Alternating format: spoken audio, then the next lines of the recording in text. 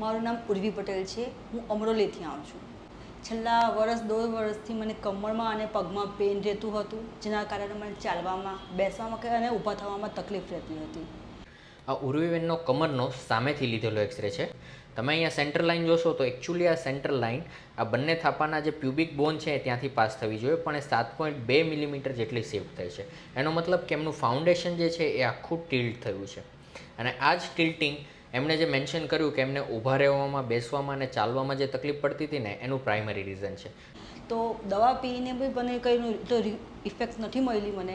Because જો foundation stable નહીં હોય તો એમના બોડીનો જે વેઇટ છે એ ઇવનલી ડિસ્ટ્રીબ્યુટ થવાની જગ્યાએ એક પગ પર વધારે જશે, એક પગ પર ઓછો જશે.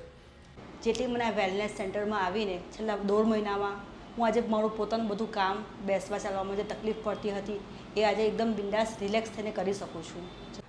કાયરોપ્રેક્ટિક ટ્રીટમેન્ટ દુખાવા પર નહીં પણ દુખાવાના મૂળ પર કામ કરે છે અને એટલે જ એ ઇફેક્ટિવ છે.